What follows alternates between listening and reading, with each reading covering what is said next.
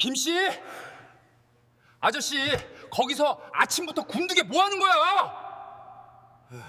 새벽에 차가운 공기가 내려앉고 대한민국 최고의 부촌이라 불리는 로얄 더 팰리스의 웅장한 정문은 거대한 성벽처럼 서 있었습니다.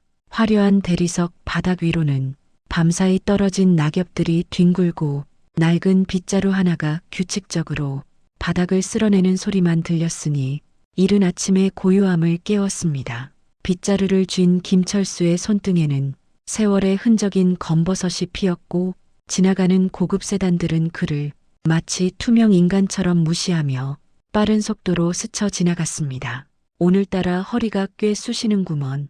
비가 오려나 무릎도 시큰거리고 철수는 잠시 허리를 펴고서 아파트 외벽을 천천히 올려다보며 건물의 기둥과 기둥 사이를 날카로운 눈빛으로 훑어보았으니 그것은 노인의 눈이 아니었습니다. 사실 이 거대한 아파트는 30년 전 철수가 직접 설계하고 벽돌 한 장까지 검수하여 올린 그의 피와 땀인 역작이었으나 지금은 정체를 철저히 숨긴 채 경비원으로 돌아와 있었던 것입니다.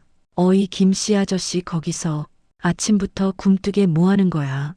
경비실 창문을 거칠게 열고 고개를 내민 것은 박민준 소장이며 그는 말끔한 양복 차림과는 다르게 입가에 비웃음을 흘리고 있었으니 철수를 몹시 못마땅해 했습니다. 죄송합니다. 소장님, 낙엽이 많아서 금방 깨끗하게 다 치우겠습니다. 철수는 굽은 등을 더욱 굽히며 비구라리만큼 공손하게 대답을 했고 박 소장은 혀를 차며 손목시계를 과시하듯 높이 들어 보였으니 그 시계는 번쩍거리고 있었습니다.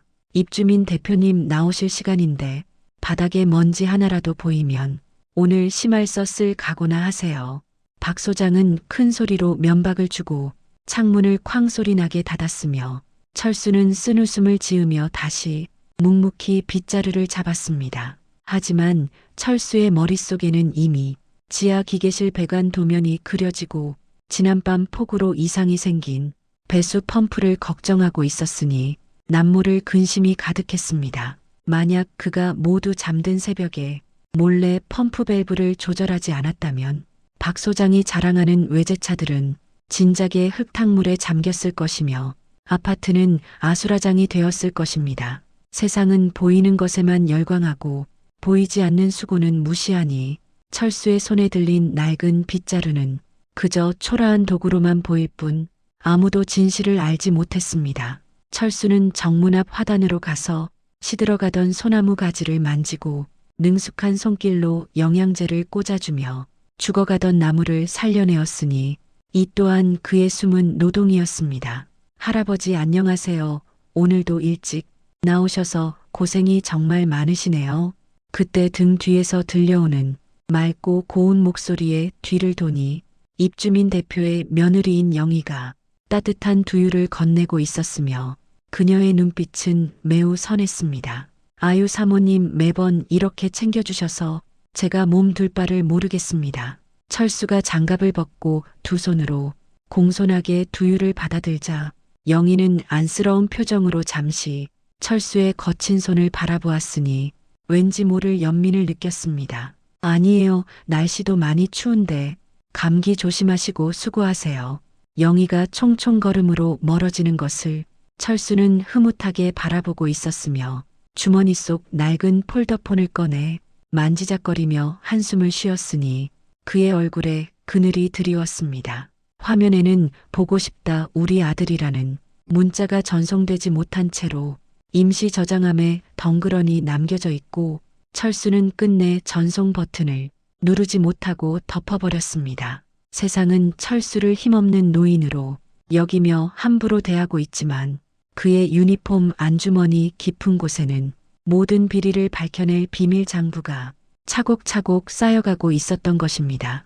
오전 10시가 되자 관리사무소는 직원들의 분주한 움직임으로 가득 차고 박민준 소장은 입주민 대표를 맞이하기 위해 부산을 떨었으니 마치 군대 사열식 같았습니다. 자자 다들 웃으라고. 회장님 오시는데 표정이 왜 그래. 특히 김씨 아저씨는 뒤로 빠져요. 박 소장은 철수의 어깨를 밀치며 구석으로 거칠게 몰아세웠고 철수는 아무 말 없이 뒷줄로 물러나 고개를 푹 숙였으나 그의 눈은 매섭게 빛났습니다. 잠시 후 자동문이 활짝 열리며 화려한 모피 코트를 걸친 입주민 대표 회장이 들어오자 박 소장은 허리가 부러질 듯이 90도로 깍듯하게 인사했습니다. 회장님, 어서 오십시오. 오늘따라 미모가 더욱 고우십니다. 박 소장은 아부 섞인 말을 던지며 자신이 직접 준비한 것처럼 조경 공사 서류를 내밀었으니 그 태도가 아주 당당했습니다. 말씀하신 단지 내 조경 관리는 아주 완벽하게 마무리되었습니다. 박 소장의 뻔뻔한 보고를 듣고 회장은 만족스러운 표정을 지으며 고개를 끄덕여 칭찬을 했으니 박 소장의 입꼬리가 올라갔습니다. 역시 박 소장은 일 처리가 깔끔해. 단지 내 소나무가 아주 헌해졌어. 죽어가던 나무도 살리는 재주가 있네. 사실 그 소나무를 살려낸 것은 매일 밤새워 가지치기를 하고 사비로 영양제를 구입해 꽂아둔 철수의 숨은 노력이 있었기에 가능했던 기적 같은 일이었습니다. 하지만 박 소장은 눈 하나 깜짝 않고 자신의 공인 양 거드름을 피우며 겸손한 척 연기를 하고 있었으니 보는 이의 분노를 자아냈습니다. 별 말씀을 다 하십니다, 회장님. 저는 그저 입주민 여러분을 위해 밤낮으로 고민하고 노력할 뿐입니다. 박 소장의 가증스러운 거짓말이 사무실 공기를 탁하게 만들고 멀리서 이를 지켜보던 철수는 주먹을 꽉 쥐었다가 풀었으나 아직은 때가 아님을 알았습니다. 회장이 고급 세단을 타고 떠나자 박 소장의 표정은 순식간에 돌변하고 그는 먹이를 노리는 맹수처럼 구석에 있던 철수에게 다가왔으니 살벌한 기운이 감돌기 시작했습니다. 어이 김씨 거기서 뭐하고 있어? 회장님 가시는데 인사도 안 하고 아주 근무 태도가 엉망진창이야. 박 소장은 철수의 정강이를 툭 차며 모욕적인 언사로 면박을 주었고 주변을 지나던 다른 직원들도 안타까운 눈빛만 보낼 뿐 아무도 나서지 못했습니다. 죄송합니다. 작업 중이라 미처 제대로 보지를 못했습니다.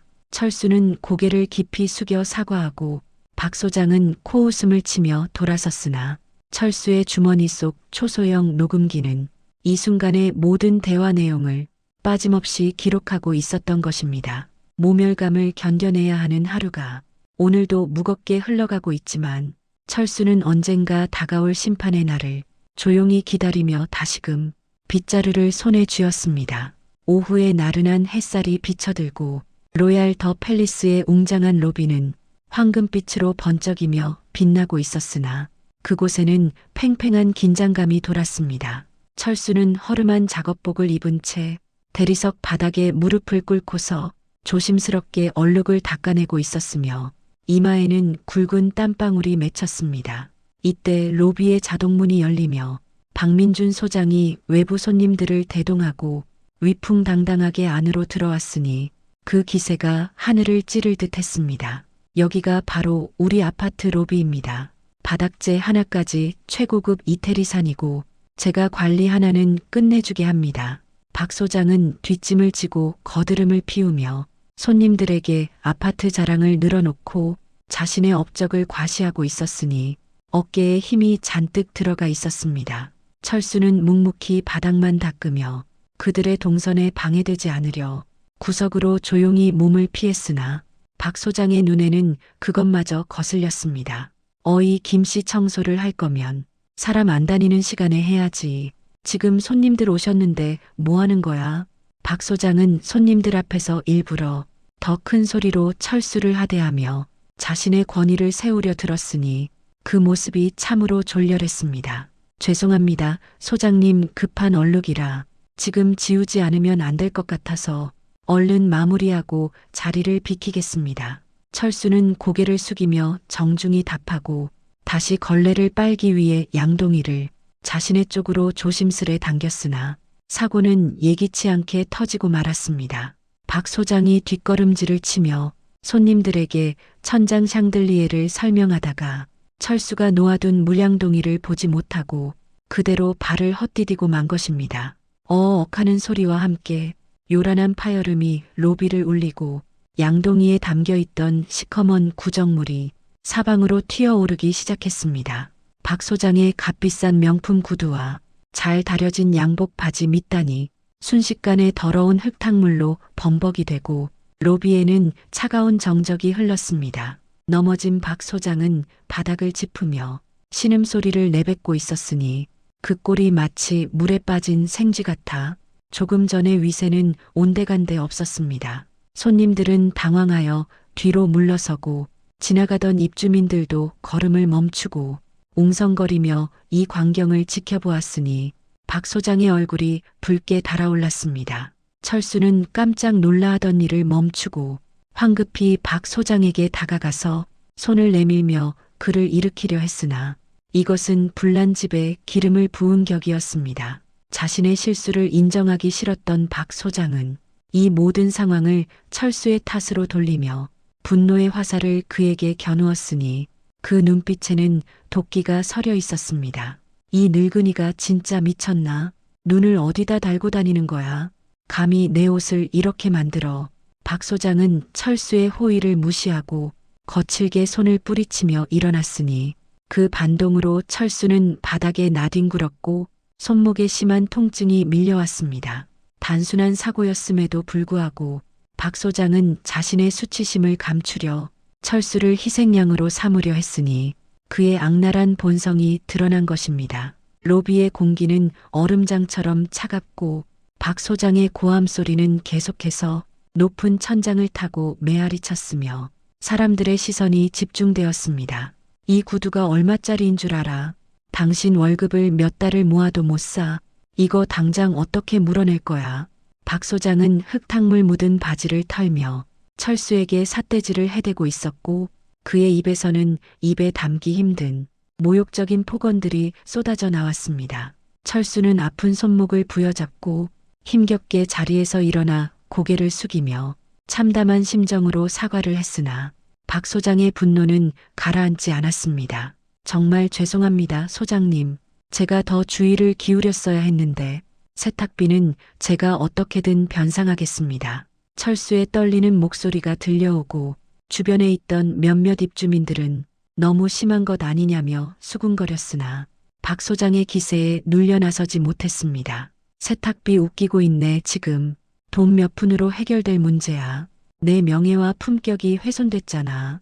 박 소장은 철수의 가슴팍을 툭툭 치며 모멸감을 주는 행동을 서슴지 않았고 철수는 묵묵히 그 손가락질을 견디며 입술을 꽉 깨물고 버티고 있었습니다. 사실 철수의 통장에는 박 소장의 아파트 전세금 따위는 가볍게 살 수 있는 막대한 자산이 잠들어 있었으나 지금은 때가 아니기에 참아야만 했습니다. 당장 무릎 꿇고 제대로 사과해. 손님들 앞에서 이게 무슨 망신이야. 제대로 사과 안 하면 당장 해고야. 해고라는 말에 철수의 눈동자가 흔들리고 가족을 위해 묵묵히 일해온 지난 세월이 주마등처럼 스쳐갔으니 그는 치밀어 오르는 울분을 삼켰습니다. 그때 엘리베이터 문이 열리며 영희가 장바구니를 들고 나오다가 이 소란스러운 광경을 목격하고 놀란 토끼 눈으로 달려왔습니다. 소장님, 지금 뭐 하시는 거예요? 연세도 많으신 어르신한테 말씀이 너무 지나치신 거 아니에요? 영희가 철수 앞을 가로막으며 나서자 박 소장은 잠시 멈칫했으나 이내 표정을 일그러뜨리며 영희에게도 날카로운 눈빛을 보냈습니다. 사모님은 빠지세요. 이건 관리소 내부의 기강 문제입니다. 직원 교육을 시키는 중이라고요. 박 소장은 영희의 개입을 무시하고 다시 철수를 향해 으름장을 놓았으니 그는 권력에 취해 이성을 잃은 괴물처럼 폭주 기관차같이 날뛰고 있었습니다. 김씨 내일 아침까지 심할서 쓰고 세탁비 봉투에 넣어서 내 책상에 올려. 안 그러면 진짜 옷 벗을 줄 알아. 박 소장은 손님들을 데리고 씩씩거리며 엘리베이터 쪽으로 사라져버렸고 남겨진 철수의 어깨는 축 처져서 보는 이의 가슴을 아프게 했습니다. 어르신 괜찮으세요? 다치신 데는 없어요. 저 사람 정말 너무하네. 영희는 손수건을 꺼내 철수의 옷에 묻은 흙탕물을 털어주며 울먹이는 목소리로 위로를 건넸으니 그 따스한 손길만이 유일한 위안이었습니다. 괜찮습니다. 사모님, 제가 부주의해서 벌어진 일이니 신경 쓰지 마세요. 옷 버리시니 얼른 들어가십시오. 철수는 억지로 미소를 지어 보이며 영희를 안심시켜 보내려 했으나 그의 속은 숯검정처럼 타들어가고 심장은 분노로 쿵쿵 뛰고 있었습니다. 영희가 아쉬운 듯 뒤를 돌아보며 자리를 떠나자 철수는 홀로 남아서 박 소장이 짓밟고 간 자리를 바라보며 주머니 속의 녹음기를 꽉 움켜쥐었습니다. 오늘의 이 치욕과 서름은 훗날 박 소장을 파멸시킬 가장 확실한 증거이자 명분이 될 것이었기에 철수는 차가운 복수의 칼날을 갈며 묵묵히 대걸레를 다시 잡았던 것입니다. 아파트 단지 뒤편의 후미진 곳에는 철수가 남몰래 가꾸어 온 작은 화단이 자리 잡고 있었으며 그곳은 회색빛 도시의 쉼터였습니다. 이른 봄부터 씨앗을 뿌리고 매일 새벽 물을 길어다 주며 정성스럽게 돌본 꽃들이 만개하여 형형색색의 아름다움을 뽐내었으니 지나가던 주민들의 발길을 잡았습니다.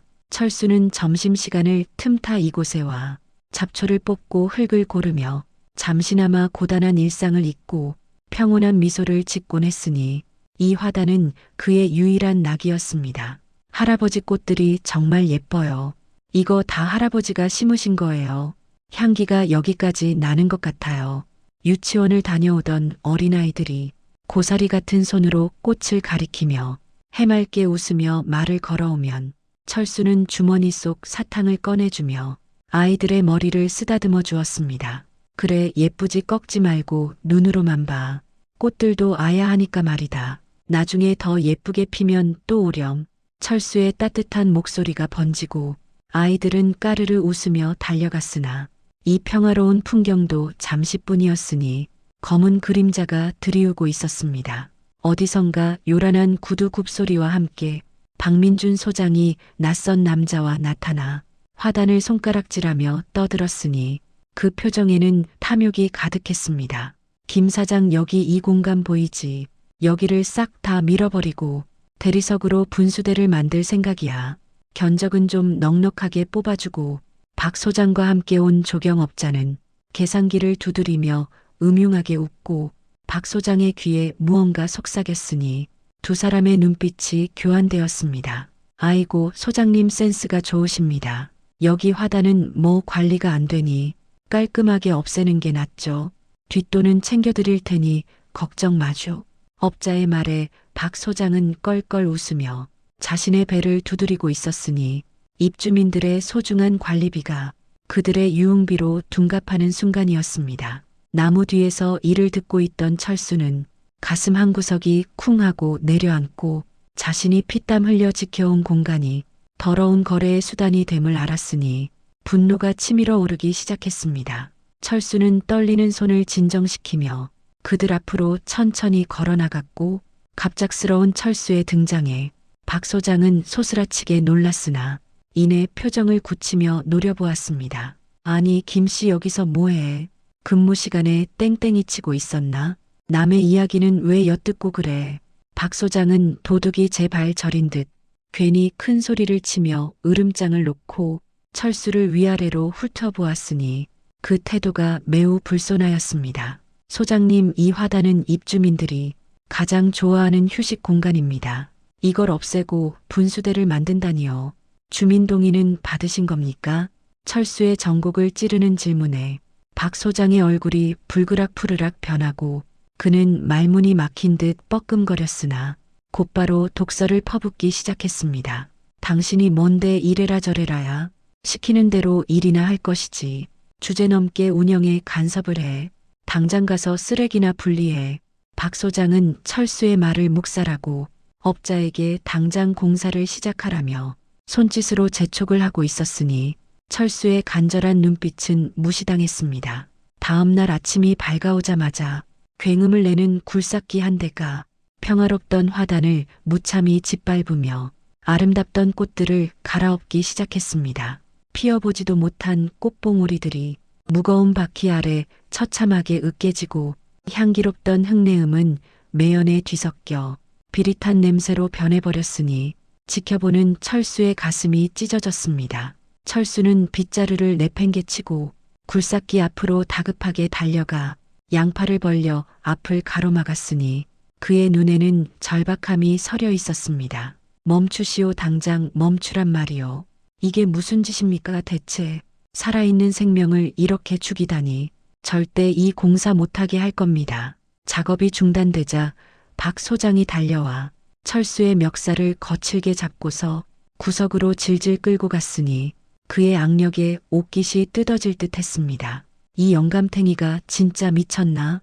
공사 지연되면 내가 물어낼 거야. 왜 사사건건 시비를 걸고 난리야. 오늘 진짜 끝장을 보자는 거야. 박 소장은 철수를 벽으로 밀치고 손가락으로 이마를 툭툭 밀며 모욕적인 행동을 서슴지 않았으나 철수는 물러서지 않고 맞섰습니다. 이건 명백한 관리비 횡령입니다. 멀쩡한 화단을 왜 부숩니까? 리베이트 받기로 한 거 다 압니다. 입주민들에게 전부 알릴 겁니다. 철수의 입에서 횡령이라는 단어가 나오자 박 소장의 동공이 지진 난 듯 흔들리고 그는 주위를 두리번거리며 당황했으나 이내 살기 어린 눈빛으로 변했습니다. 뭐 횡령 증거 있어, 증거 있냐고. 이 늙은이가 치매가 왔나? 어디서 헛소리를 짓거리고 있어. 너 오늘 제삿날인 줄 알아라. 박 소장은 바닥에 떨어져 있던 삽자루를 집어들고 위협을 가하며 철수를 향해 휘두르는 신용을 했으니 공포 분위기가 조성되었습니다. 그때 지나가던 입주민들이 모여들어 무슨 일이냐며 웅성거리기 시작하자 박 소장은 재빨리 삽을 내려놓고 피해자 코스프레를 시작했으니 그 연기력이 가히 일품이었습니다. 아이고, 여러분 이것 좀 보세요. 경비가 술 먹고 행패를 부립니다. 공사를 방해하고 욕을 하네요.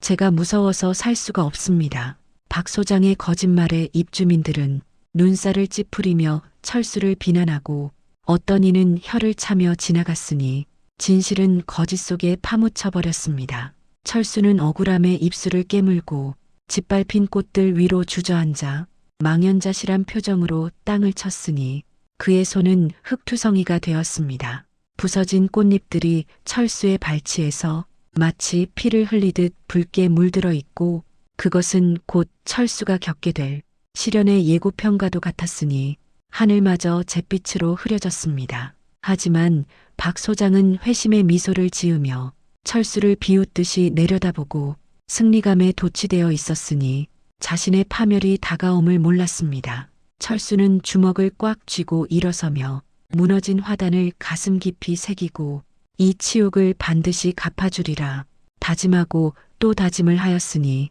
그의 눈빛은 더욱 차갑게 빛났습니다. 며칠 뒤 관리사무소 안에서는 고성이 오가며 긴장감이 감돌고 박 소장과 철수가 책상을 사이에 두고 팽팽하게 대치하고 있었습니다. 화단 사건 이후로 철수는 아파트 내의 모든 부조리를 찾아내 구체적인 목록을 작성하였으며 이를 박 소장 앞에 들이밀었습니다. 여기 보시는 대로 지하 주차장 조명, 교체 비용이 2배나 부풀려졌고 청소 용역비도 과다 청구되었습니다.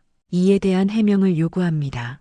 철수가 내민 서류를 본 박 소장은 얼굴이 사색이 되어 떨었으나 이내 서류를 갈기갈기 찢어발기며 허공에 흩뿌려 버리고 말았습니다. 내가 감사가 경비 주제에 감히 관리소장을 감사를 해. 이깟 종이 쪼가리가 뭐라고 나를 협박하려고 드는 거야. 박 소장은 책상을 쾅 내리치며 철수에게 삿대질을 해대었으나 철수는 눈 하나 깜짝하지 않고 침착한 목소리로 말을 이었습니다. 협박이 아니라 정당한 건의입니다.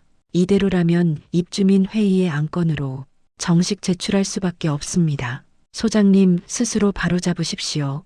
철수의 단호한 태도에 겁을 먹은 박 소장은 비열한 수를 쓰기로 하고 인터폰을 들어 누군가를 호출했으니 잠시 후 험상궂은 보안팀장이 사무실로 거칠게 들어왔습니다. 팀장님, 이 사람 좀 끌어내요. 사무실에서 난동을 피우고 있어. 업무 방해죄로 경찰에 신고하고 당장 밖으로 내동댕이 치세요. 보안팀장이 철수의 팔을 꺾으며 강제로 제압하려 달려들었으나 철수는 오랜 세월 현장에서 다져진 단단한 몸으로 버텨내었으니 쉽게 끌려나가지 않았습니다. 이거 놓으시오. 나는 정당하게 할 말을 하러 온 것입니다. 폭력을 쓴다면 가만 안 있겠습니다. 철수의 기세에 보안팀장도 주춤하고 사무실 밖에서는 다른 직원들이 겁에 질려 이 광경을 훔쳐보았으니 소란은 점점 더 커져만 갔습니다. 박 소장은 일이 커질 것을 우려해 보안팀장을 물러나게 하고는 서랍에서 두툼한 봉투를 꺼내어 철수의 면전에 툭 던졌습니다. 돈이 필요해서 이러는 거잖아.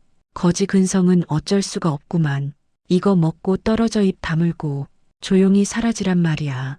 바닥에 흩어진 5만 원권 지폐들이 철수의 낡은 운동화 위를 덮고 박 소장은 비릿한 웃음을 흘리며 철수를 조롱하고 있었으니 인격살인이 자행되고 있었습니다.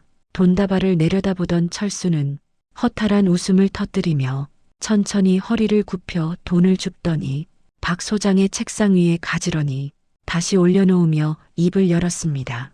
돈으로 사람의 양심을 사려고 하다니 참으로 딱합니다. 제가 원하는 건 돈이 아니라 당신의 진심 어린 사과와 반성, 그리고 원상복구뿐입니다. 철수의 올곧은 태도에 자존심이 상한 박 소장은 이성을 완전히 잃고 자리에서 벌떡 일어나더니 철수의 뺨을 잇는 힘껏 올려붙였으니 짝 하는 소리가 사무실을 울렸습니다. 고개가 돌아간 철수의 입가에서 비릿한 핏물이 흘러내리고 안경은 바닥에 떨어져 깨졌으나 철수는 비명 한 번 지르지 않고 천천히 고개를 돌려 박 소장을 보았습니다. 지금 저를 치셨습니까? 이 폭행은 돌이킬 수 없는 실수가 될 것임을 명심하십시오. 철수의 눈빛에서 뿜어져 나오는 서늘한 기운에 박 소장은 자신도 모르게 뒷걸음질을 쳤으나 이미 엎질러진 물이었습니다. 실수 내가 누군지 알아. 나는 이 아파트의 왕이야, 왕. 내까지 건 파리 목숨이라고. 당장 짐 싸서 꺼져버려. 박 소장은 악을 쓰며 고함을 치고 철수의 멱살을 다시 잡아채어 사무실 문 밖으로 밀쳐버렸으니 철수는 복도 바닥에 나뒹굴었습니다. 지나가던 입주민들과 직원들이 쓰러진 철수를 보고 수군거리고 박 소장은 문을 쾅 닫아버리며 철수를 철저히 고립시켰으니 그는 혼자가 되고 말았습니다. 깨진 안경을 더듬거려 찾아 쓴 철수는 피 묻은 입술을 소매로 닦아내며 닫힌 문을 묵묵히 응시하였고 그의 주머니 속 녹음기는 여전히 빨간 불빛을 내며 돌아가고 있었습니다. 이제 더 이상의 자비는 없으며 오직 차가운 응징만이 남았음을 철수는 뼈저리게 느끼게 되었고 그는 비틀거리는 몸을 일으켜 어두운 복도를 걸어나갔습니다. 그때 철수의 휴대전화가 울리고 발신자를 확인한 그의 눈가가 가늘게 떨리기 시작하였으니 그것은 오랫동안 연락이 없던 그의 아들 성훈이었던 것입니다. 아버지, 저 성훈이에요. 드릴 말씀이 있어서 그러는데 지금 좀 뵐 수 있을까요? 급한 일이 생겨서요. 아들의 목소리는 다급해 보였으나 어딘가 모르게 계산적인 느낌이 들고 이 타이밍에 연락이 온 것은 결코 우연이 아님을 직감했으니 또 다른 시련이 다가오고 있었습니다. 철수는 깊은 한숨을 내쉬며 전화를 끊고 창밖을 바라보았고 하늘에서는 굵은 빗방울이 하나둘씩 떨어지기 시작했으니 폭풍우가 몰아칠 전조였습니다. 모두가 잠든 깊은 밤 아파트 관리 사무소의 불은 음산하게 깜빡거리고 있었으며 그림자 하나가 움직였습니다. 박민준 소장은 주위를 살피며 도둑고양이처럼 살금살금 걸어와 철수의 개인 사물함 앞에 섰고 입가에는 비열한 웃음이 걸렸으니 악마의 속삭임이 들리는 듯 했습니다. 이 늙은이 제 발로 안 나가면 내가 직접 보내주는 수밖에.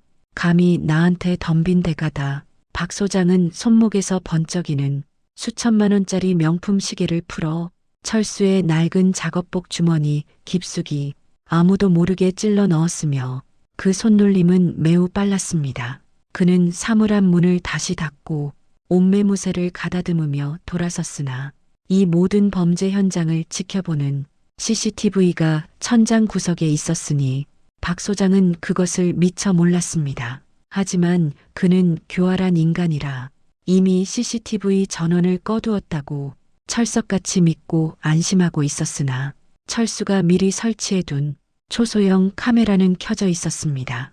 다음 날 아침이 밝아오자 박 소장은 경찰차를 대동하고 요란한 사이렌 소리와 함께 경비실로 들이닥치기 시작했으니 아파트 전체가 술렁거렸습니다. 경찰관님, 바로 저 사람입니다. 제 시계가 어제 없어졌는데 정황상 저 늙은이가 범인입니다. 당장 몸수색부터 해주십시오. 박 소장은 철수를 손가락질하며 확신에 찬 목소리로 소리쳤고 영문을 모르는 철수는 당황하여 눈을 크게 뜨고 바라보았으나 경찰들은 철수를 포위했습니다. 아니, 이게 무슨 소리입니까? 저는 남의 물건에 손댄 적 없습니다. 억울합니다. 정말 결백합니다. 철수의 절박한 외침에도 불구하고 경찰관은 철수의 사물함을 열고 작업복을 꺼내 뒤지기 시작했으니 긴장감이 최고조에 달했습니다. 이윽고 경찰관의 손에서 찬란하게 빛나는 금장 시계가 거짓말처럼 툭 하고 떨어졌으니 철수의 심장은 멎을 듯 했습니다. 떨어진 시계를 본 순간 주변에 모여든 입주민들은 경악을 금치 못하고 웅성거리고 철수를 향해 비난을 쏟아냈으니 순식간에 분위기가 반전되었습니다. 세상에 사람 겉만 보고 모른다더니 그 점잖은 양반이 도둑이었어. 우리 집 택배도 저 사람이 가져간 거 아냐? 사람들의 수군거림이 화살이 되어 철수의 가슴에 비수처럼 꽂히고 철수는 믿을 수 없는 현실에 다리에 힘이 풀려 주저앉았으나 아무도 그를 일으켜주지 않았습니다. 자보셨죠? 여러분, 이게 증거입니다.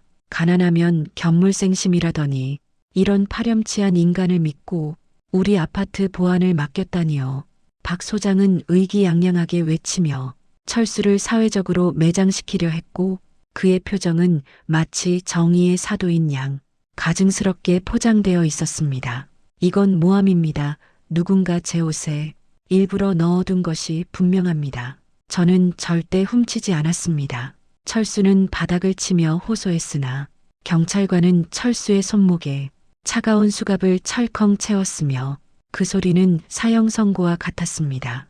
그때 멀리서 고급 승용차 한 대가 급정거하는 소리를 내며 멈추고 한 남자가 다급하게 뛰어왔으니 그는 철수의 아들 성훈이었습니다. 아버지, 이게 대체 무슨 일입니까? 경찰서라니요. 도둑질이라니요. 제가 그렇게 가르쳤습니까? 철수는 아들의 얼굴을 보자마자 반가움과 미안함에 눈시울이 붉어지고 이제야 진실을 밝혀줄 구세주가 나타났다고 굳게 믿었으나 그것은 철저한 착각이었습니다. 성우는 수갑찬 아버지를 보고도 걱정은커녕 경멸 어린 눈빛으로 바라보며 한숨만 푹푹 쉬었으니 그 태도가 남보다 못했습니다. 죄송합니다. 피해자분 제가 아들입니다. 아버지가 노망이 들어서 그렇습니다. 제가 변상해 드릴 테니 합의해 주십시오. 아들의 입에서 나온 노망이라는 단어에 철수는 귀를 의심하며 멍해졌고 가슴속 깊은 곳에서 무언가가 와르르 무너져 내리는 소리를 들었으니 하늘이 무너지는 것 같았습니다. 경찰서 조사실의 차가운 공기가 철수의 뼈마디를 시리게 하고 맞은편에 앉은 아들 성우는 서류 가방에서 종이 뭉치를 꺼내 책상 위에 거칠게 던졌습니다. 아버지, 이제 그만 좀 하세요. 저 사업하느라 바빠 죽겠는데 이런 일로 불려다녀야 합니까? 창피해서 얼굴을 들 수가 없어요. 성우는 넥타이를 거칠게 풀며 짜증 섞인 목소리로 몰아세웠고 철수는 떨리는 손으로 아들이 내민 서류를 천천히 집어들었으나 글자가 눈에 들어오지 않았습니다. 그것은 요양병원 입원 동의서와 치매 진단서가 첨부된 서류였으며 심지어 재산 포기 각서까지 교묘하게 끼워져 있었으니 아들의 목적은 명백하였습니다. 성훈아, 내가 도둑질을 안 했다. 박 소장 그놈이 꾸민 짓이야. 내가 내 말을 믿어줘야지. 누가 나를 믿어주겠니? 철수는 아들의 손을 잡으려 했으나 성훈은 벌레 닿은 듯 손을 빼며 의자 뒤로 몸을 젖혔으니 그 눈빛엔 온기가 없었습니다. CCTV도 없고 증거가 나왔잖아요. 그냥 곱게 인정하고 병원 가세요. 이 아파트 일도 이제 그만두시고 남은 집 보증금 저한테 넘기세요. 성훈의 본색이 드러나는 순간 철수는 아들이 찾아온 이유가 오직 자신의 얼마 안 되는 재산을 가로채기 위함임을 깨달았으니 피가 거꾸로 솟는 듯 했습니다. 내가 어떻게 나한테 이럴 수 있냐. 평생 너 하나 보고 살았는데 나를 정신병자 취급을 해. 철수가 울분을 토하며 소리치자 성우는 책상을 쾅 내리치며 자리에서 벌떡 일어났으며 조사실 안의 공기가 얼어붙었습니다. 평생 해준 게 뭐가 있는데요? 남들 다 가는 유학 한 번 못 가고 아버지 경비하는 거 쪽팔려서 친구들한테 말도 못했다고요. 성운의 독설이 비수처럼 날아와 철수의 심장을 후벼 팠으며 그는 더 이상 할 말을 잃고 고개를 떨구고 말았으니 눈물조차 메말라 버렸습니다. 결국 철수는 기소유예 처분을 받고 풀려나긴 했으나 이미 소문은 퍼져 아파트에서 완전히 고립되었고 사람들은 그를 범죄자 취급했습니다. 관리사무소로 돌아온 철수에게 박 소장은 해고 통지서를 던지며 당장 짐을 싸서 나가라고 했으니 그의 표정은 승리감에 차 있었습니다. 자, 여기 해고 통지서야. 퇴직금은 시계값 간 걸로 칠 테니 빈손으로 당장 꺼져. 다신 이 근처에 얼씬도 마. 박 소장은 철수의 낡은 가방을 발로 뻥 차서 문 밖으로 날리고 직원들은 낄낄거리고 웃었으나 철수는 아무런 대꾸도 하지 못했습니다. 짐을 챙겨 터덜터덜 걷는 철수에게 영희가 멀리서 달려오려 했으나 박 소장이 눈을 부라리며 막아서고 주변 입주민들이 그녀를 말렸으니 철수는 철저하게 혼자가 되었습니다. 저런 사람이랑 엮이면 안 돼요. 도둑의 치매까지 있다잖아요. 사모님도 봉변당하기 싫으면 그냥 모른 척하고 가세요. 사람들의 냉대와 멸시 속에서 철수는 정들었던 아파트를 등지고 쓸쓸히 정문을 빠져나왔으며 등 뒤로는 차가운 철문 닫히는 소리가 쿵 하고 무겁게 울려 퍼졌습니다.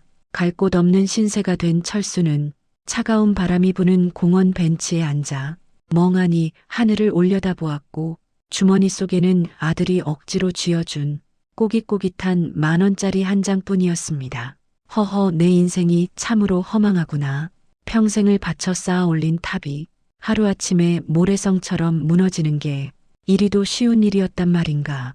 철수는 쓴웃음을 지으며 눈을 감았으나 그의 주머니 속 깊은 곳에는 박 소장의 범행이 녹화된 초소형 카메라가 아직 들어있었고 이것이 최후의 희망이었습니다.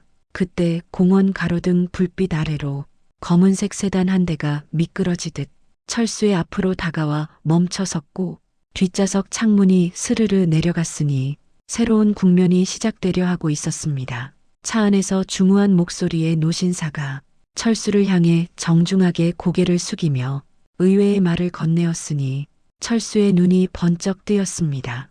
김 회장님, 오래 기다리셨습니다. 이제 다시 제자리를 찾으실 시간입니다. 준비는 모두 끝마쳤습니다. 노신사의 등장과 함께 철수의 표정이 순한 양에서 맹수로 돌변하고 움츠러들었던 어깨가 펴졌으니 반격의 서막이 오르고 있었습니다. 검은색 세단의 뒷좌석은 마치 다른 세상처럼 고요하고 최고급 가죽 시트의 감촉이 지친 철수의 등을 감싸 안았으나 그의 몸은 사시나무 떨듯 떨렸습니다.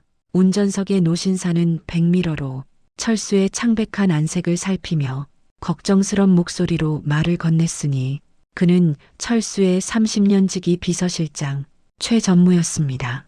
회장님, 안색이 너무 안 좋습니다. 일단 바로 병원으로 모시겠습니다. 그동안 얼마나 고초가 심하셨습니까? 제가 너무 늦게 모시러 왔습니다. 최 전무의 울먹이는 목소리에도 철수는 대답할 기력조차 없었고 가슴을 쥐어짜는 듯한 통증이 심장 부근에서 시작되어 퍼져나갔으니 숨을 쉬기가 곤란해졌습니다. 나는 괜찮네, 최 전무. 그보다 내 주머니에 있는 녹음기, 이걸 잘 보관하게. 철수는 식은땀을 비오듯 흘리며 마지막 힘을 다해 주머니를 뒤져 작은 녹음기를 꺼내 건네주었고 손끝이 하얗게 질려 있었습니다. 아들에게 버림받았다는 충격과 믿었던 사람들의 차가운 배신이 독화살처럼 심장에 박혀버렸기에 그의 육체는 한계에 도달했던 것입니다. 회장님, 정신 차리십시오, 회장님. 병원으로 최대한 빨리 가. 최 전무가 다급하게 소리치고 차량은 굉음을 내며 질주했으나 철수의 고개는 힘없이 툭 떨어지고 의식은 깊은 어둠 속으로 빨려 들어가고 말았습니다.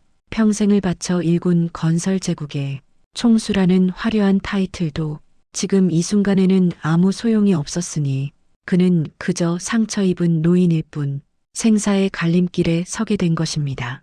차창 밖으로는 야속하게도 화려한 도시의 네온사인이 빠르게 스쳐 지나가고 있었으며 철수의 감겨진 눈꺼풀 위로 아들의 냉정한 얼굴이 어른거렸습니다. 같은 시각 로얄 더 팰리스의 관리 사무소장실 안에서는 샴페인 터지는 소리가 경쾌하게 울리고 박민준 소장은 승리에 도취되어 콧노래를 흥얼거리고 있었습니다. 알터니가 빠지니 살 것 같네.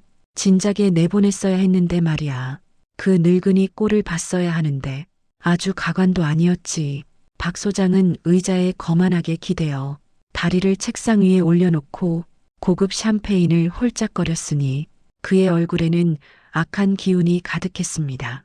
그때 사무실 문이 조심스레 열리고 새로 들어온 젊은 경비원이 주눅든 표정으로 들어왔으니 그는 박 소장의 눈치를 살폈습니다. 소장님 지시하신 대로 김씨 아저씨 사물함은 싹 다 비웠습니다.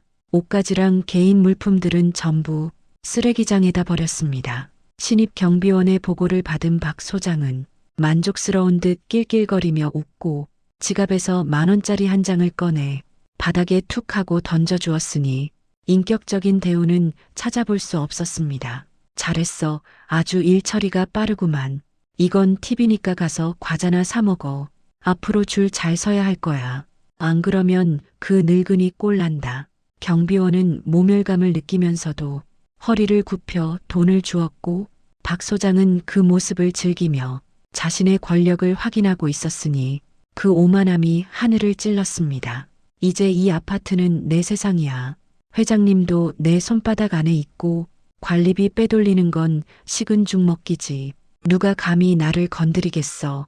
박 소장은 혼잣말을 중얼거리며 금고 안에 숨겨둔 이중 장부를 꺼내 탐욕스런 눈빛으로 훑어보았으니 그곳에는 횡령한 금액들이 빼곡했습니다. 하지만 그는 꿈에도 몰랐을 것입니다. 자신이 쓰레기 취급하며 내쫓은 그 힘없던 늙은 경비원이 사실은 이 모든 것을 심판할 칼자루를 쥔 절대 권력자라는 사실을 말입니다. 창밖에는 거센 비바람이 몰아치고 번개가 번쩍이며 하늘을 갈랐으나 박 소장은 다가올 파멸을 모른 채 축배를 들고 있었으니 폭풍 전야의 밤은 깊어만 갔습니다. 며칠 후 서울 근교의 철통 같은 보안을 자랑하는 회장 전용 별장의 침실에서 철수는 긴 잠에서 깨어났습니다. 코끝을 찌르는 소독약 냄새 대신 은은한 아로마 향기가 감돌고 최고급 실크 이불의 감촉이 느껴지자 철수는 무거운 눈꺼풀을 들어 올리며 이곳이 현실인지 꿈인지 헷갈렸습니다. 회장님, 정신이 좀 드십니까? 꼬박 사흘을 주무셨습니다. 의사 말로는 과로와 스트레스로 심장이 많이 약해지셨다고 합니다. 침대 곁을 지키던 최 전무가 안도 섞인 한숨을 내쉬며 따뜻한 물수건으로 철수의 손을 정성스럽게 닦아주고 있었으니 그의 눈가는 짓물러 있었습니다. 최 전무, 내가 여기서 뭐 하는 건가? 아파트는 어떻게 됐나? 그놈들이 내 화단을 다 망쳤는데. 철수는 몸을 일으키려 애쓰며 아직도 경비원 김철수의 기억 속에 머물러 헛소리를 하였으나 이내 정신이 맑아지기 시작했습니다. 자신은 초라한 경비원이 아니라 대한민국 굴지의 건설기업 오성그룹의 김철수 회장임을 비로소 다시 자각하게 되었으니 눈빛이 서서히 돌아왔습니다. 회장님, 이제 다 잊으십시오. 그깟 아파트 관리 소장놈은 제가 당장이라도 처리할 수 있습니다. 명령만 내려주십시오. 최 전무가 분기탱천하여 말했으나 철수는 조용히 고개를 저으며 침대 옆 협탁에 놓여있던 자신의 낡은 녹음기를 집어들었으니 그 손길은 매우 신중했습니다. 아니야, 그렇게 쉽게 끝낼 순 없지. 내 눈으로 똑똑히 확인해야겠네. 내 아들놈이 성훈이가 정말로 나를 버리려고 했는지 말이야. 철수의 목소리는 가늘게 떨렸으나 그 속에는 차가운 결기가 서려 있고 최 전무는 침통한 표정으로 고개를 숙이고 물러섰으니 잔인한 진실의 시간이 다가왔습니다. 철수는 떨리는 손가락으로 녹음기의 재생 버튼을 눌렀고 적막한 방 안에는 지지직거리는 잡음과 함께 익숙한 목소리들이 날카롭게 흘러나오기 시작했습니다. 소장님 걱정 마세요. 제가 처리합니다. 아버지는 치매로 몰아서 입원시키면 그만이에요. 그 늙은이 재산도 없는데 귀찮기만 하죠. 빨리 정리하고 보험금이나 챙겨야죠.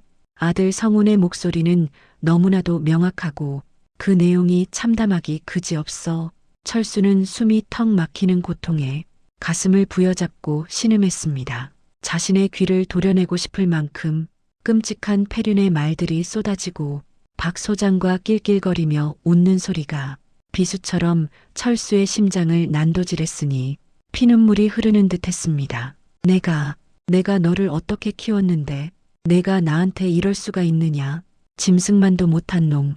철수는 녹음기를 움켜쥐고 오열하며 이불을 쥐어뜯듯 몸부림쳤으나 슬픔은 이내 거대한 분노로 변하여 화산처럼 폭발하기 시작했습니다. 그동안 아들을 위해 모든 것을 희생하고 경비원 신분으로 위장하면서까지 바닥부터 다시 배우려 했던 자신의 교육 철학이 무참히 짓밟혔음을 뼈저리게 깨닫게 된 것입니다. 한참을 소리내어 울던 철수는 어느 순간 울음을 딱 그치고 눈물을 닦아내며 고개를 들었으니 그 눈빛은 예전의 온화한 노인이 아니었습니다.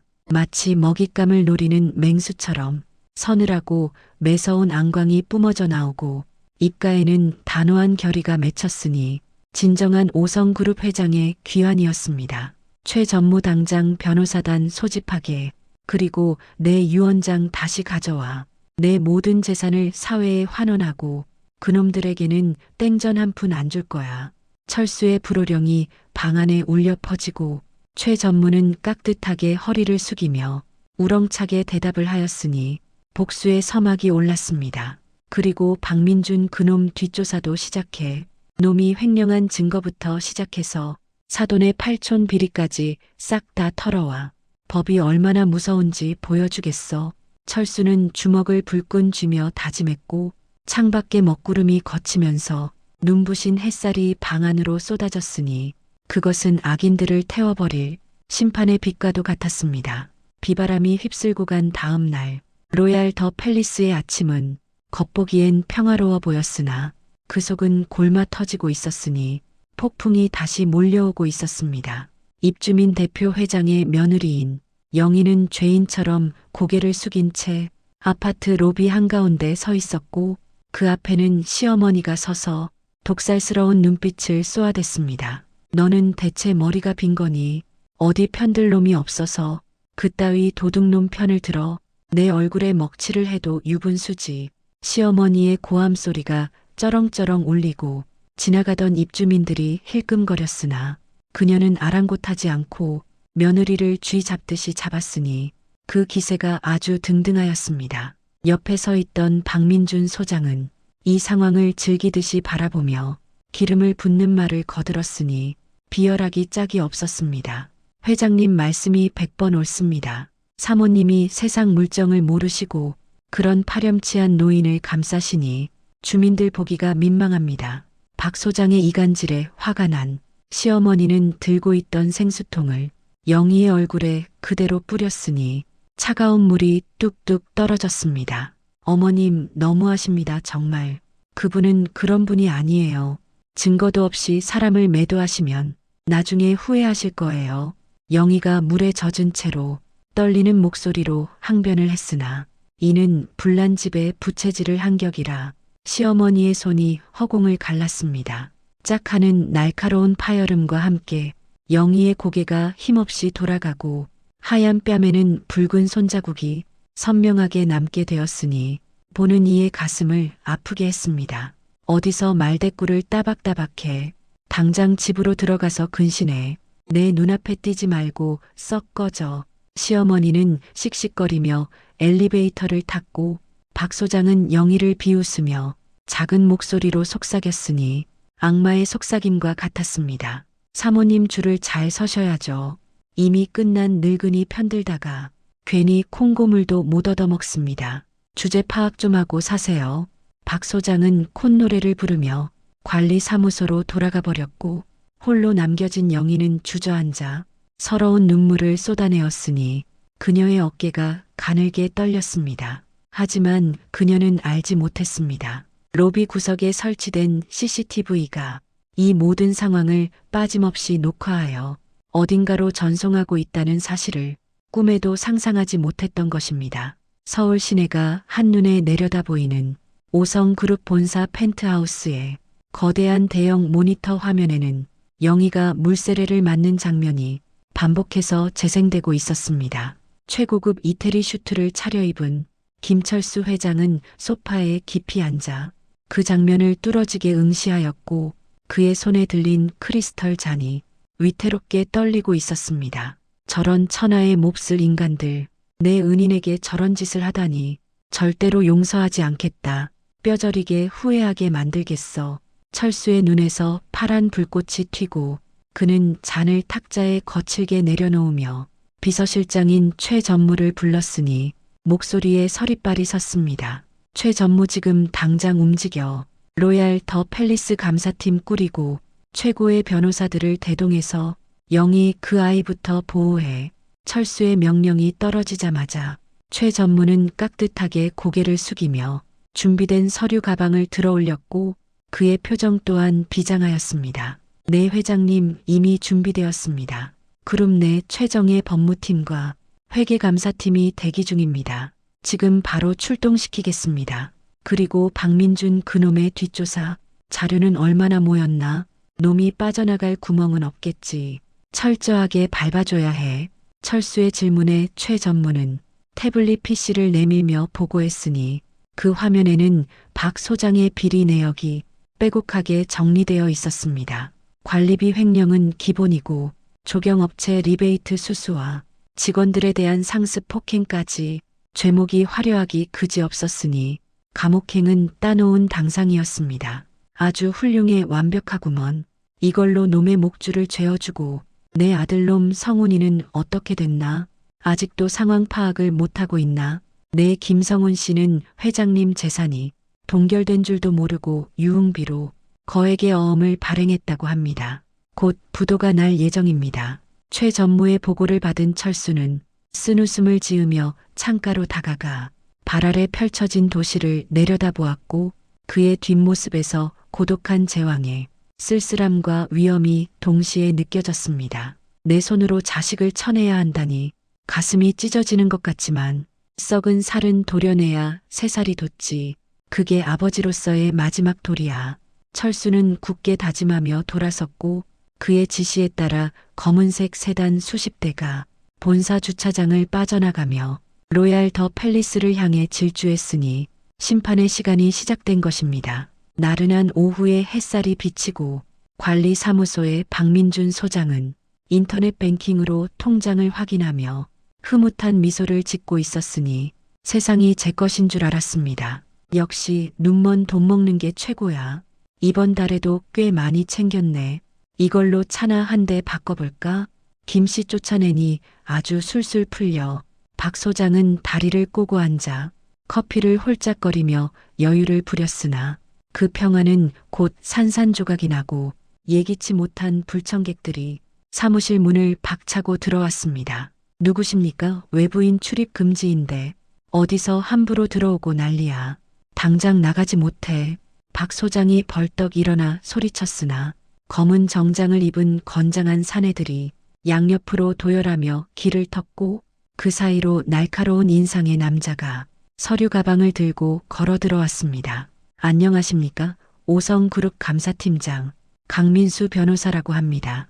오늘부로 이 아파트 관리 사무소에 대한 특별 감사를 실시하겠습니다. 강 변호사가 명함을 책상 위에 던지며 차가운 목소리로 통보를 했고 5성 그룹이라는 거대 기업의 이름에 박 소장의 눈동자가 흔들렸으니 그는 마른 침을 꿀꺽 삼켰습니다. 5성 그룹이라니요. 갑자기 왜? 여기는 자치관리구역입니다. 대기업이 관여할 곳이 아니라고요. 이건 명백한 월권행위입니다. 박 소장은 짐짓 큰 소리를 치며 기세를 잡아보려 애를 썼으나 강 변호사는 눈 하나 깜짝 않고 품에서 두툼한 서류 봉투를 꺼내어 박 소장의 면전에 들이밀었습니다. 이 아파트의 시공사가 어디인지 설마 모르고 계신 건 아니겠죠? 하자 보수기간 내에 발생한 중대한 관리 부실 제보가 접수됐습니다. 강 변호사의 논리정연한 압박에 박 소장은 말문이 턱 막히고 이마에는 식은땀이 송골송골 맺혔으니 도망칠 구멍이 보이지 않았습니다. 자, 지금부터 모든 장부와 컴퓨터 하드디스크를 압수합니다. 협조하지 않으시면 업무 방해로 즉시 경찰을 부르겠습니다. 강 변호사의 손짓 하나에 감사팀원들이 일사불란하게 움직여 서류함을 뒤지고 컴퓨터를 뜯어내니 사무실은 순식간에 아수라장이 되었고 박 소장은 사색이 되어 떨었습니다. 자신의 횡령 증거가 고스란히 담긴 비밀 장부가 발각되는 것은 시간 문제임을 직감했기에 그의 다리는 후들거리고 있었으니 지옥문이 열린 것과 같았습니다. 한편 강남의 고급 룸살롱에서는 철수의 아들 성훈이 친구들과 양주를 병째로 들이켜며 흥청망청 파티를 즐기고 있었으니 내일이 없는 사람처럼 놀았습니다. 야, 마셔 오늘 내가 쏜다. 우리 아버지가 요양병원 가셨거든. 이제 유산은 다 내 거야. 건물 하나 올려서 세나 받아야지. 성우는 혀 꼬인 소리로 떠들며 법인 카드를 웨이터에게 건네고 호탕하게 웃음을 터뜨렸으나 잠시 후 웨이터가 난처한 표정으로 다시 룸으로 들어왔습니다. 저기 손님 죄송하지만 이 카드가 정지가 되었다고 나오는데요. 한도 초과도 아니고 거래 정지랍니다. 다른 카드로 주시겠습니까? 웨이터의 말에 성훈의 얼굴이 굳어지고 친구들의 시선이 그에게 쏠리자 그는 자존심이 상해 버럭 화를 내며 지갑에서 다른 카드를 꺼냈습니다. 뭐야, 기계가 고장 난 거 아니야? 여기 다른 카드 있어. 이걸로 긁어. 내가 누군지 알고 이래. 하지만 두 번째 카드도 마찬가지로 거래 승인이 거절되었다는 알림음만 야속하게 울려 퍼졌고 세 번째, 네 번째 카드도 모두 먹통이 되어 결제가 되지 않았습니다. 이게 무슨 개망신이야 대체. 아버지가 카드를 막아버렸나? 그럴 리가 없는데 분명 병원에. 성우는 술이 확 깨는 것을 느끼며 떨리는 손으로 은행 앱을 켰으나 화면에 뜬 잔고는 0원이었고 모든 계좌가 압류되었다는 빨간색 경고 문구만 번쩍였습니다. 아, 안 돼. 내 돈이 어떻게 다 사라질 수가 있어. 분명 아버지는 아무것도 없었는데. 성우는 머리카락을 쥐어뜯으며 괴로움에 몸부림을 쳤고 친구들은 하나둘씩 핑계를 대며 슬금슬금 자리를 피했으니 그는 철저하게 고립되었습니다. 그때 성훈의 휴대전화가 울리고 발신자 표시 제한으로 걸려온 전화를 다급하게 받아들었으나 수화기 너머에서는 차가운 기계음만이 그의 귓가를 때리고 있었습니다. 귀하의 대출금 상환이 연체되어 담보로 잡으신 아파트와 차량이 내일부로 강제 경매 처분됩니다. 성훈은 휴대전화를 바닥에 떨어뜨리고 망연자실하여 허공을 응시했으니 자신이 아버지에게 했던 짓들이 부메랑이 되어 돌아오고 있음을 이제야 뼈저리게 느끼게 되었습니다. 하지만 이것은 시작에 불과했으니 진짜 공포는 아직 오지 않았고 어둠 속에서 그를 지켜보는 아버지의 차가운 눈빛만이 그의 파멸을 재촉하고 있었습니다. 감사팀의 압수수색으로 인해 로얄 더 팰리스 관리 사무소는 쑥대밭이 되어가고 있었으며 박민준 소장의 얼굴은 흑빛이었습니다. 그는 덜덜 떨리는 손으로 마른 세수를 하며 상황을 어떻게든 수습하려 애썼으나 이미 물은 엎질러진 뒤였으니 빠져나갈 구멍이 없었습니다. 이보세요, 강 변호사님, 뭔가 큰 오해가 있으신 것 같은데 제가 회장님 오시면 다 설명하겠습니다. 제발 윗선에 연결 좀 해주시죠. 박 소장은 강 변호사의 바짓가랑이를 잡다시피 하며 애원하고 있었고 그 비굴한 모습은 예전이 당당하던 소장이 아니었으니 참으로 볼품없는 몰골이었습니다. 안 그래도 회장님께서 직접 현장 실사를 나오신다고 합니다. 곧 도착하실 예정이니 준비하십시오. 마지막 변명이라도 하시려면 말이죠. 강 변호사의 차가운 통보에 박 소장의 눈이 휘둥그레지고 지푸라기라도 잡는 심정으로 급히 옷매무새를 다듬었으니 그는 헛된 희망을 품었습니다. 회장님이 직접 오신다고. 그래, 회장님은 내 편일 거야. 내가 그동안 얼마나 충성했는데 말만 잘하면 기회가 있을 거야. 박 소장은 거울을 보며 억지 미소를 연습하고 있었으나 그의 등 뒤로는 식은 땀이 줄줄 흐르고 있었으니 불안감은 감출 수가 없었습니다. 잠시 후 아파트 정문 쪽에서 웅장한 엔진 소리가 들려오고 검은색 리무진 행렬이 들어오자 박 소장은 버선발로 뛰어나가 땅바닥에 엎드릴 듯 기다렸습니다. 오셨습니까? 회장님, 박민준입니다. 먼 길 오시느라 고생하셨습니다. 제가 아주 깍듯하게 모시겠습니다. 리무진의 문이 스르르 열리고 눈부신 광택 구두가 땅에 닿자 박 소장은 고개를 조아리며 아부 섞인 인사를 건네었으나 차에서 내린 인물을 확인하고는 그만 입을 다물지 못했습니다. 그는 백발을 단정하게 넘기고 최고급 맞춤 정장을 입었으나 어딘가 낯익은 얼굴을 하고 있었고 그 눈빛은 서늘하기 그지없었으니 박 소장의 심장이 쿵 내려앉았습니다. 차에서 내린 김철수 회장은 지팡이를 짚고 당당하게 서서 박 소장을 내려다보고 있었으며 그 위압감은 태산과도 같았습니다. 박 소장은 눈을 비비고 다시 봐도 자신이 내쫓은 경비원 김철수와 너무나도 닮은 모습에 경악하여 말을 더듬기 시작했으니 다리가 후들거려 서 있기도 힘들었습니다. 아니, 설마 김씨 당신이야. 아니, 회장님, 이게 어떻게 된. 설마 당신이 진짜 회장님이라고. 말도 안 돼, 이건 사기야. 박 소장은 뒷걸음질을 치며 현실을 부정하려 애썼으나 주변의 수행원들과 변호사들이 철수를 깍듯하게 보필하는 모습에 그의 멘탈은 붕괴되고 말았습니다. 자네는 손님이 오셨는데 인사도 제대로 할 줄 모르나. 아직도 내가 그 힘없는 경비원으로 보이는 모양이구먼. 박 소장. 철수의 중후한 목소리가 울리고 그 톤은 경비원 시절과는 다르게 기품과 위엄이 넘쳐 흘렀으니 박 소장은 압도당하고 말았습니다. 철수는 박 소장을 지나쳐 곧장 아파트 지하 기계실로 향했고 박 소장과 수행원들이 그 뒤를 황급히 따르게 되었으니 현장 점검이 시작된 것입니다. 기계실에 들어선 철수는 도면도 보지 않고 복잡한 배관들을 손으로 훑으며 문제점들을 하나하나 지적하기 시작했으니 그것은 설계자가 아니면 모르는 아주 은밀한 비밀들이었습니다. 여기 3번 밸브 이음새가 헐거워. 지난번 폭우 때도 여기가 문제였지. 자네가 부품비를 빼돌려서 싸구려를 쓰는 바람에 말이야. 안 그런가, 박민준 소장.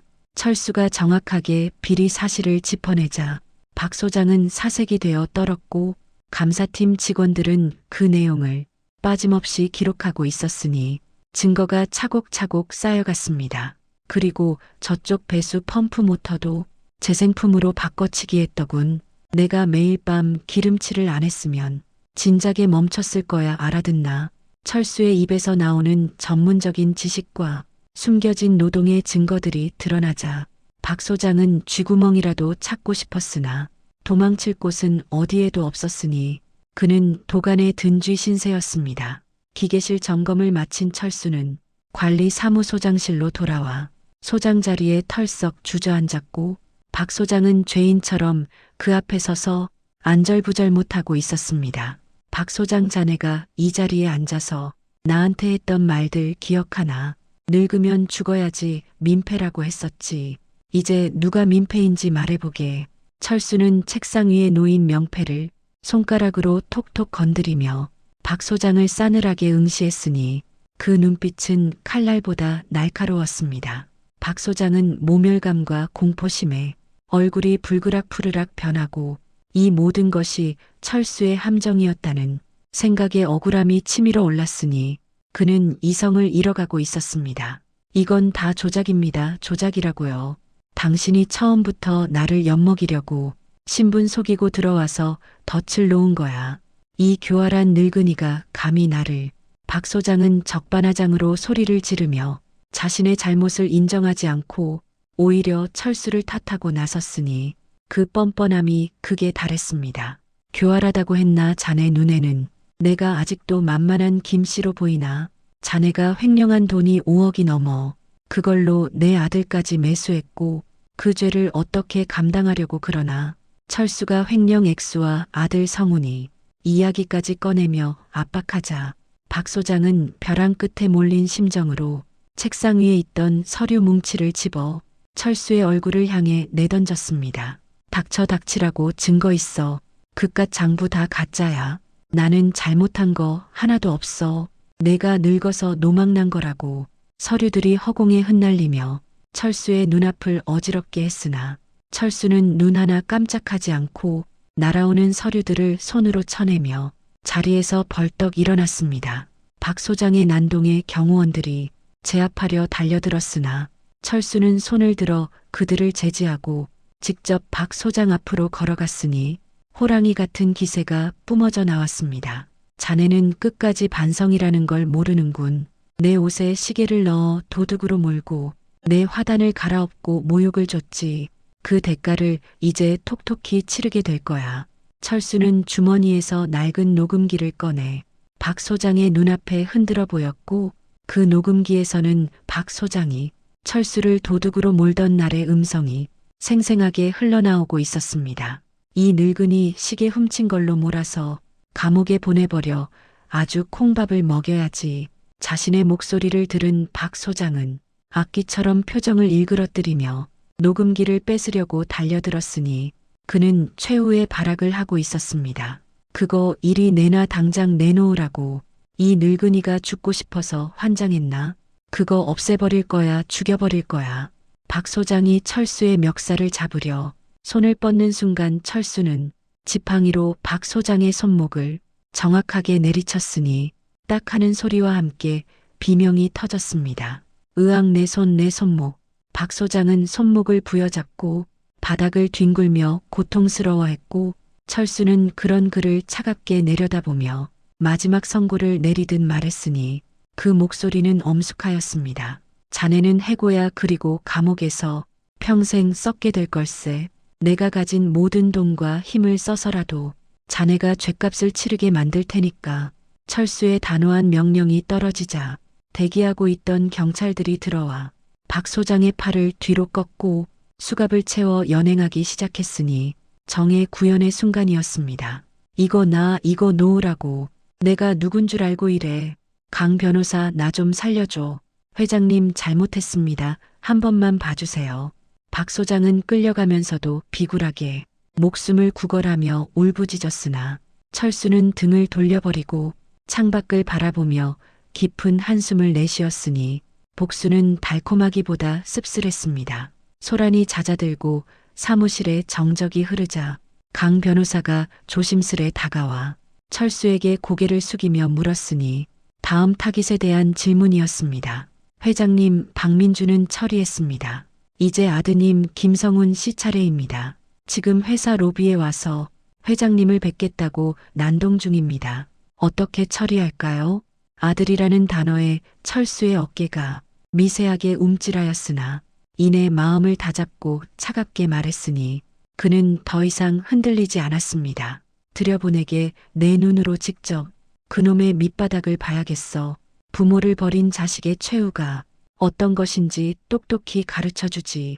철수의 눈빛이 다시금 매섭게 빛나고 사무실 문이 열리며 아들 성훈이 초췌한 몰골로 들어오고 있었으니 가장 잔인한 부자 상봉이 기다리고 있었던 것입니다. 오성그룹 본사의 회장실 문이 무겁게 열리며 성훈이 들어왔고 그의 몰골은 며칠간의 유흥과 갑작스러운 파산으로 인해 초췌하기 그지없었습니다. 아니, 이게 다 무슨 일이야. 내 카드는 왜 다 막히고 집은 왜 경매로 넘어가는 거야. 아버지가 뭘 안다고 이래.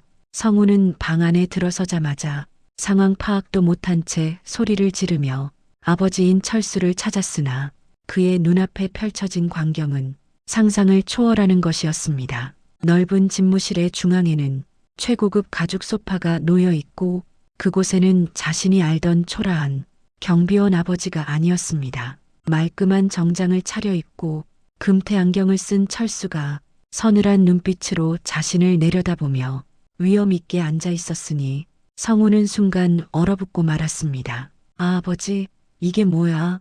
여기서 뭐 하고 있는 거야? 이 옷은 또 뭐고 설마 여기 취직했어? 청소 반장이라도 된 거야? 성우는 애써 현실을 부정하며 말도 안 되는 소리를 짓거렸으나 철수 옆에 서 있던 최 전무가 엄한 목소리로 꾸짖었으니 그 소리가 천둥과 같았습니다. 김성훈 씨 말 조심하십시오. 이분은 오성그룹의 총수이신 김철수 회장님이십니다. 예를 갖추십시오. 뭐, 회장? 오성그룹 회장? 아저씨 지금 몰래카메라 찍어요? 우리 아버지는 그냥 경비원이에요. 돈 한 푼 없는 노인네라고요. 성훈이 헛웃음을 지으며 철수에게 다가가려 하자 경호원들이 앞을 가로막으며 그의 팔을 거칠게 제지했으니 성훈은 바닥에 나뒹굴었습니다. 이거 나, 아빠, 아버지, 말 좀 해봐요. 이게 다 뭐냐고요. 진짜 회장이라도 된 거예요? 나한테 숨기고 있었던 거야? 성훈의 절규에 철수는 천천히 자리에서 일어나 창가로 걸어가며 입을 열었으니 그 목소리는 더없이 차가웠습니다. 그래, 나는 오성그룹 회장이다. 내가 그토록 쪽팔려 하던 경비원이 사실은 이 빌딩의 주인이고 내가 쓰던 돈줄의 주인이란다. 철수의 입에서 나온 진실은 성훈의 뇌리를 강타하였고 그는 믿기지 않는 현실 앞에 입을 다물지 못하고 멍하니 아버지를 올려다볼 뿐이었습니다. 성훈의 머릿속은 뒤죽박죽이 되어 계산기가 빠르게 돌아가기 시작했고 아버지의 재산이 엄청나다는 사실에 경악과 동시에 환희가 차올랐으니 탐욕이 다시 고개를 들었습니다. 그럼 그 많은 재산을 두고 왜 궁상맞게 경비원 짓을 했어요? 나한테 미리 말을 했으면 내가 얼마나 잘 모셨겠어요. 성우는 뻔뻔하게 태도를 바꾸며 바닥에서 일어나 옷을 털고 비굴한 웃음을 지어 보였으니 그 모습이 참으로 가증스러웠습니다. 아버지, 제가 몰라봬서 죄송해요. 저는 아버지가 진짜 치매인 줄 알고 걱정돼서 병원에 모시려던 거지. 다른 뜻은 전혀 없었어요. 성우는 철수의 눈치를 살피며 슬금슬금 다가가 손을 잡으려 했으나 철수는 더러운 것을 보듯 차갑게 손을 내치며 책상 위에 서류를 던졌습니다. 이게 내 놈이 쓴 각서들이다. 재산 포기 각서에 신체 포기 각서까지 내 손으로 직접 도장 찍었지. 이제 와서 딴소리냐. 바닥에 흩어진 서류들을 보며 성훈의 얼굴이 사색이 되었고 자신이 스스로 복을 걷어찼음을 뼈저리게 후회하였으나 이미 버스는 떠난 뒤였습니다. 그리고 내가 박 소장 그놈이랑 나를 정신병동에 가두려고 모의했던 녹음 파일도 다 있다. 이래도 효자 노릇을 하겠다고? 철수가 재생한 녹음 파일에서 자신의 패륜적인 목소리가 흘러나오자 성우는 할 말을 잃고 뒷걸음질 쳤으며 다리에 힘이 풀려 다시 주저앉고 말았습니다. 아, 아니에요. 아버지, 그건 박 소장이 시켜서 한 거예요. 저는 억울해요. 믿어주세요. 한 번만 용서해 주세요. 성훈이 횡설수설하며 변명했으나 철수는 인터폰을 눌러 보안팀을 호출하였으니 그의 눈에는 일말의 자비도 없었습니다. 내 재산은 사회에 환원할 것이고 너에게는 단 한 푼도 주지 않겠다. 너는 이제 내 아들이 아니다. 당장 내 눈앞에서 끌어내. 철수의 호령이 떨어지자 보안 요원들이 성훈의 양팔을 잡고 질질 끌고 나가기 시작했으니 성훈의 처절한 비명소리가 회장실 복도를 울렸습니다. 아버지, 잘못했어요. 아버지, 돈 안 주셔도 돼요. 제발, 아빠, 나 좀 살려줘요. 닫히는 문 너머로 사라지는 아들의 비참한 뒷모습을 보며 철수는 눈을 질끈 감았고 가슴 한구석이 찢어지는 듯 했으나 이것이 그를 사람 만드는 길이라 믿었습니다. 한편 로얄 더 팰리스 아파트에는 오성그룹 회장이 직접 방문한다는 소식이 전해져 난리가 났고 입주민 대표와 부녀회원들은 정문에 레드카펫을 깔고 기다렸습니다. 어머 세상에, 오성 회장님이 우리 아파트를 시공하셨대요. 오늘 직접 오셔서 하자 보수도 해주시고 기부금도 내신다지 뭐예요.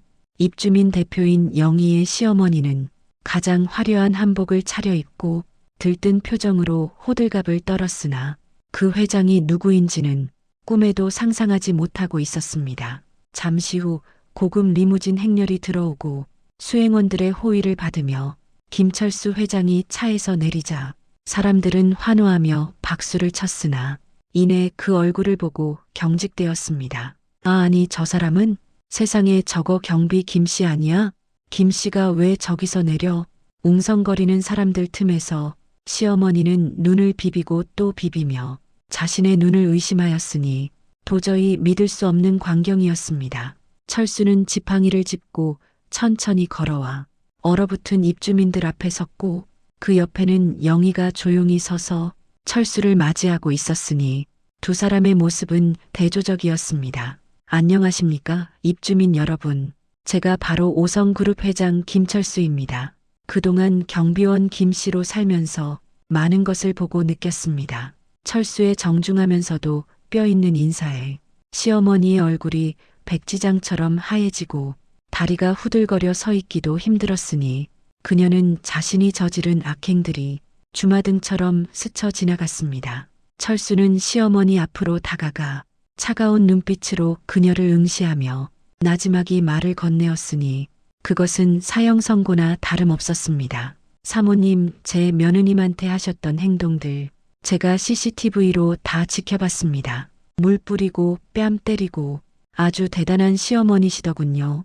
철수의 말에 시어머니는 그 자리에 털썩 무릎을 꿇었고 체면이고 뭐고 다 집어던진 채 손이 발이 되도록 빌기 시작했으니 그 모습이 참으로 비굴했습니다. 아이고, 회장님 죽을 죄를 졌습니다. 저는 정말 꿈에도 몰랐습니다. 그냥 훈육 차원에서 그런 건데 한 번만 용서해 주십시오. 시어머니는 바닥에 머리를 찌우며 눈물 콧물을 흘려대었고 주변에 있던 부녀 회원들도 덩달아 고개를 숙이고 벌벌 떨었으니 분위기는 순식간에 숙연해졌습니다. 그동안 영희를 무시하고 따돌렸던 사람들의 얼굴에는 공포가 서려 있고 혹여나 자신들에게 불똥이 튈까봐 숨소리조차 내지 못하고 있었습니다. 철수는 차갑게 그들을 내려다보다가 영희를 향해 따뜻한 미소를 지으며 그녀의 손을 정중하게 잡았으니 영희는 당황하여 어쩔 줄 몰랐습니다.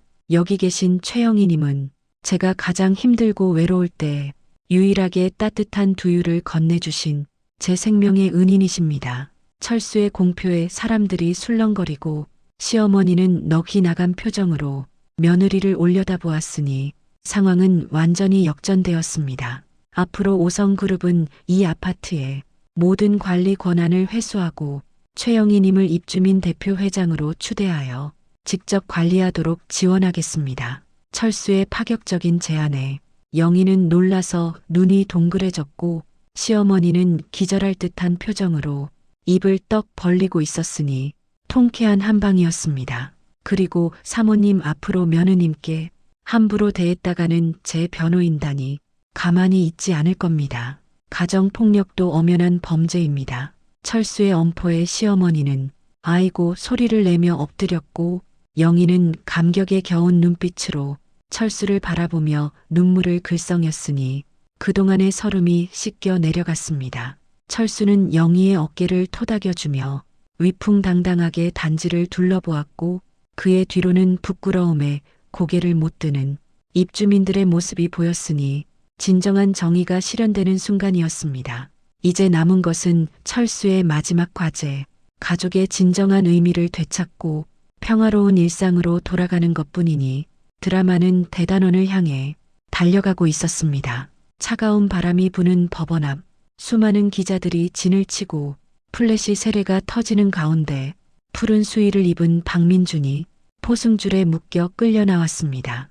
그는 고개를 푹 숙인 채 마스크로 얼굴을 가리려 했으나 성난 입주민들이 던지는 계란에 얼굴이 범벅이 되고 말았으니 그 몰골이 참으로 비참했습니다. 내 돈 내놔, 이 사기꾼아. 관리비 횡령해서 어디다 썼어. 우리 아파트 망신 다 시키고 지옥에나 떨어져 버려라. 주민들의 원성이 하늘을 찌르고 박 소장은 다리가 풀려 비틀거렸으나 교도관들에게 짐짝처럼 끌려 호송버스에 오르게 되었으니 자유와는 영원한 이별이었습니다. 법정 안의 공기는 무겁게 가라앉고 판사는 엄숙한 표정으로 판결문을 읽어 내려가기 시작했으니 박 소장의 심장은 쪼그라들었습니다. 피고인 박민주는 지위를 이용해 거액을 횡령하고 증거를 조작했으며 무고한 직원을 모함하였으므로 징역 10년을 선고한다. 판사의 선고와 함께 땅땅땅 망치 소리가 법정을 울렸고 박 소장은 절망적인 비명을 지르며 바닥에 주저앉아 오열했으나 아무도 그를 동정하지 않았습니다. 안 돼, 10년이라니 말도 안 돼. 나는 억울해, 이건 음모야. 회장님, 한 번만 살려주세요. 제가 잘못했습니다. 제발요. 그가 울부짖으며 끌려나간 뒤 철창 속에 갇힌 박 소장의 앞에는 차가운 콩밥 한 그릇만이 덩그러니 놓여 있었으니 그것이 그의 남은 인생이었습니다. 그는 좁은 감방 구석에 쭈그리고 앉아 자신이 떵떵거렸던 관리 소장 시절을 회상하며 피눈물을 흘렸으나 지나간 시간은 되돌릴 수 없었으니 후회는 언제나 늦은 법이었습니다. 한편 박 소장과 결탁했던 악덕 조경업자들과 비리 직원들도 줄줄이 쇠고랑을 차게 되었고 로얄 더 팰리스의 썩은 환부는 깨끗하게 도려내어졌습니다. 화려했던 강남의 밤거리가 아닌 어둡고 축축한 지하도 구석에 신문지를 덮고 누운 노숙자들 틈에 익숙한 얼굴이 하나 보였으니 바로 철수의 아들 성훈이었습니다. 그는 헝클어진 머리에 때 묻은 옷 그리고 초점 잃은 눈동자로 지나가는 사람들의 발만 쳐다보며 동전을 구걸하고 있었으니 왕년의 사업가 모습은 없었습니다. 한 푼만 줍시오, 배가 고픕니다. 며칠째 아무것도 못 먹었습니다. 제발 적선 좀 부탁드립니다. 지나가던 사람들이 코를 막으며 더럽다고 피해서 지나가자 성우는 서러움에 북받쳐 가슴을 치며 통곡을 했으나 들어주는 이는 아무도 없었습니다. 모든 재산을 압류당하고 빚쟁이들에게 쫓겨 도망치다가 결국 주민등록까지 말소되어 길거리에 나앉게 되었으니 인과응보가 따로 없었습니다.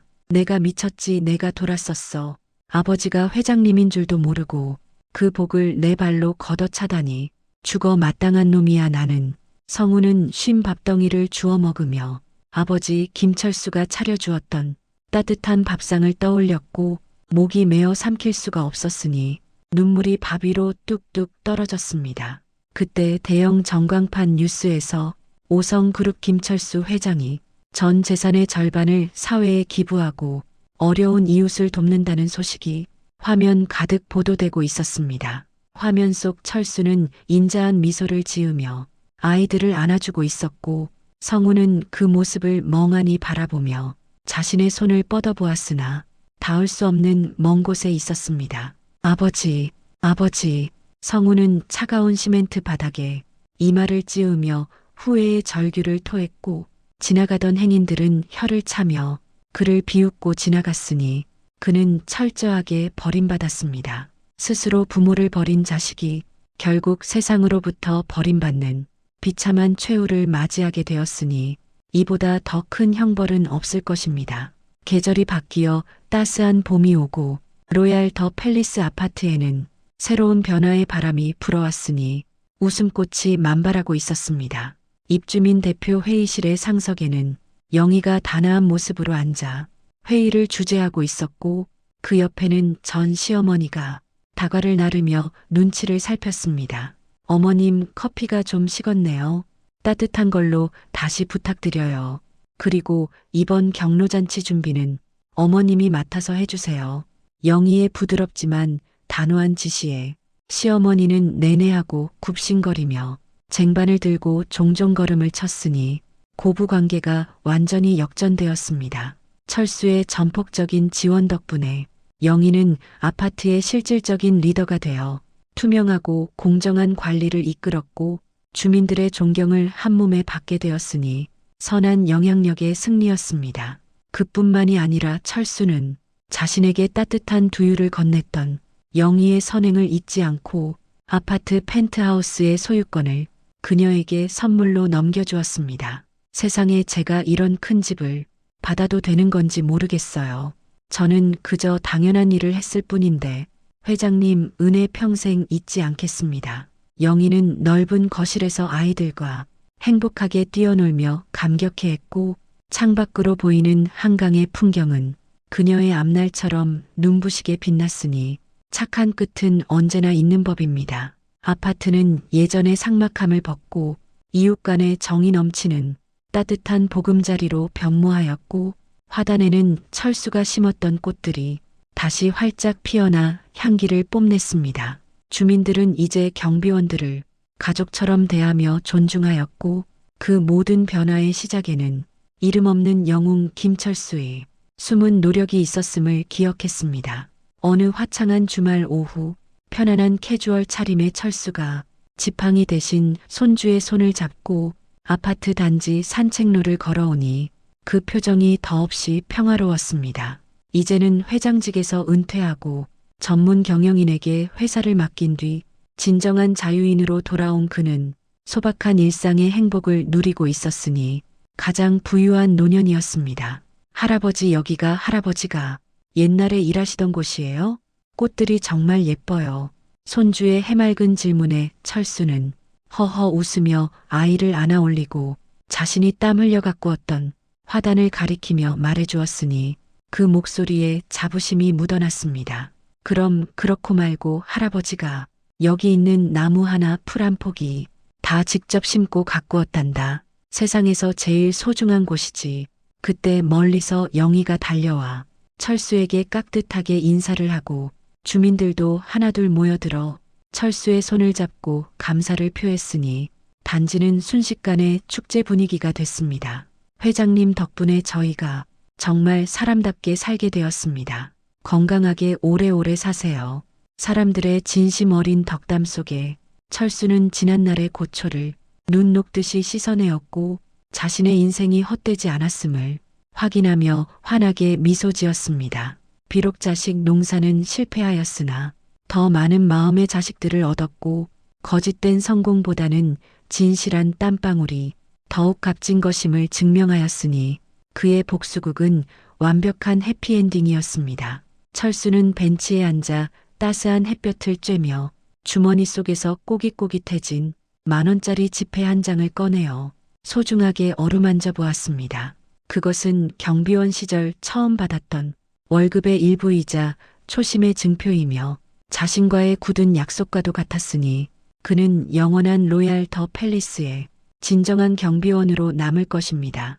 바람이 불어와 나뭇잎을 흔들고 아이들의 웃음소리가 울려 퍼지는 가운데 김철수의 주름진 얼굴에는 세상을 다 가진 자의, 여유와 평온이 깃들어 있었습니다.